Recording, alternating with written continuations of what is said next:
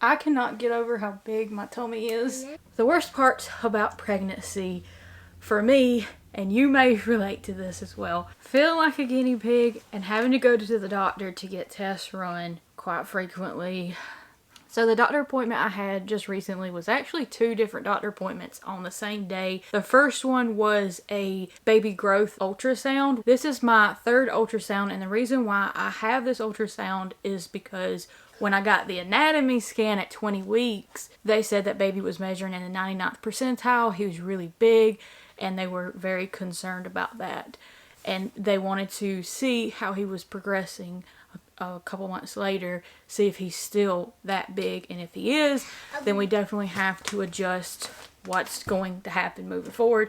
I might would have to be induced, I might would have to get a C-section, I'm not sure. That was the importance of getting the growth scan ultrasound for the baby. The second appointment I had that day was unfortunately my least favorite. Well, I mean, I guess it's not the least favorite, but it's one of my top least favorite tests to happen when you're pregnant, is the glucose tolerance test to see if you have gestational diabetes. I don't mean to complain, and I realize that these tests are extremely important for your baby's safety and health, but it's just uncomfortable to go through these things, and I'm just venting that I don't enjoy them, but I understand, and it is completely worth it for the baby's safety. Hey. This is how the appointments went. I wanted to do this intro because the day that I went to do all this, I was not happy. I was very uncomfortable because I hadn't ate. Well, I had a salad that night and a salad in the morning, but I felt so bad because I'm so used to eating a lot more, and I'm pregnant, and it just made me feel really bad. So here's how the day went. I'm about to go to my doctor, my OBGYN. I have 2 different appointments today. One is a ultrasound for the growth scan to see if the baby is still measuring big. I also am doing the glucose test, and they're going to see if I have gestational diabetes. I'm really hungry. I'm sorry. I'm miserable, but we gotta go or we're going to be late. Let's get going, baby. Okay, we just made it to my doctor's office. First, I'll get to see the baby and do the ultrasound, and then second, I have to drink this horrible glucose drink with 50 grams of sugar, wait an hour, and have my blood drawn, and see if I have gestational diabetes. Are you really that thirsty? Oh, my thirst is pretty good. Okay, well, the glucose test went not great. I got my blood taken just now after an hour waiting. I didn't wait no hour. I was asleep. So I'm fixing to eat for the first time. Well, first time. Eat something besides a salad. But we are officially the closest in weight we've ever been. So how much do I weigh? 164. Which is funny because we are 64 pounds apart. Anyways, you're a little too excited about that. I'm just kind of loopy and out of it because I'm hungry. I haven't hardly ate, and I just had to drink that drink. Here's the bottle.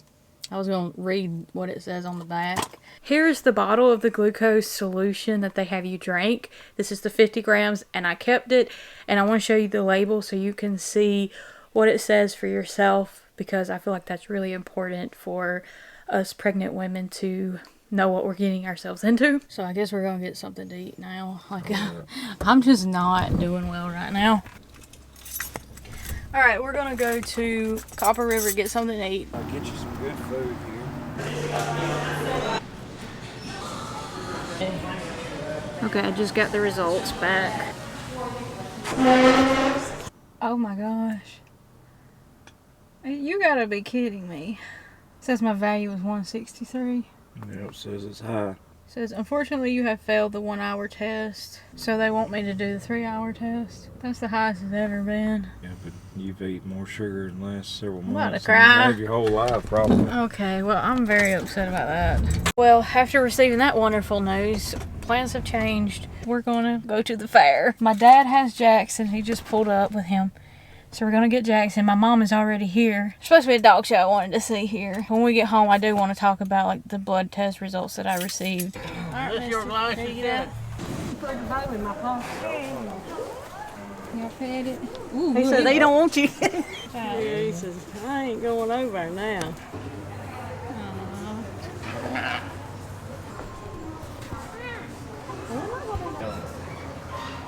You can put the ears if you want to.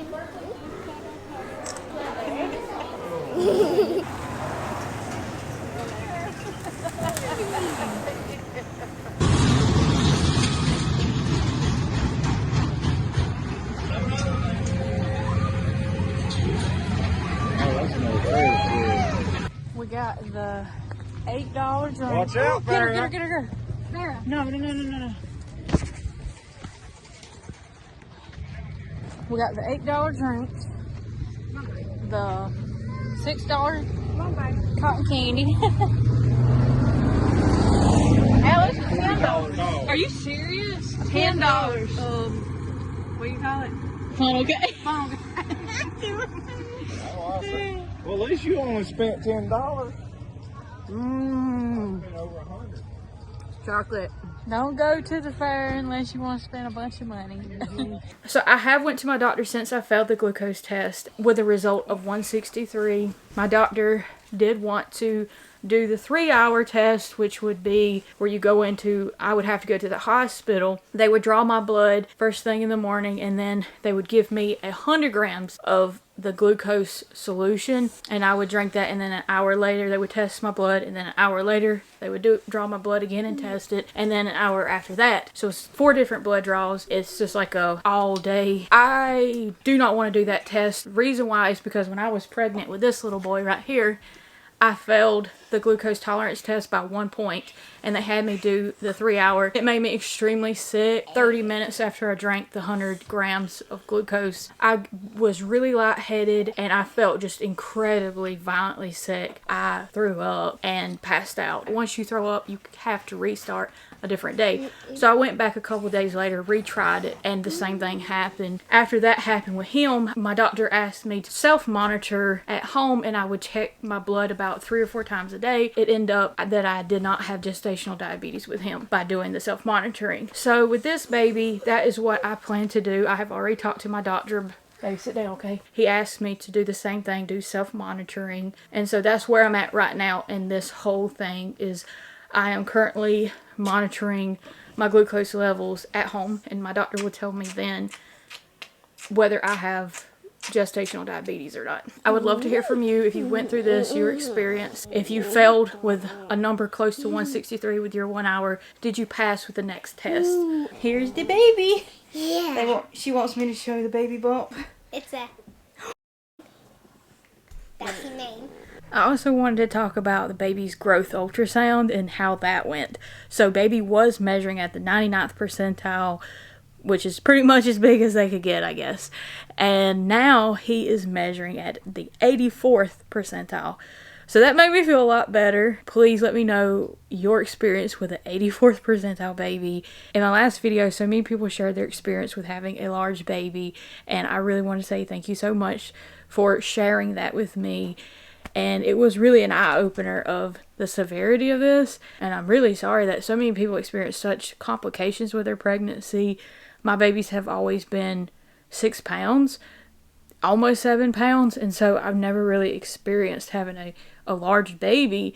And I tore really bad. So I can't imagine having a baby that big and how it had affected you. And I'm so sorry that you went through that. But you were incredibly strong. Mamas, that's for sure. Now that I'm having a bigger than my other babies, it does kind of scare me, but I know that everything's going to be okay. The good Lord's in control. We're going to be okay. I love y'all so much. Thank you for watching today's video.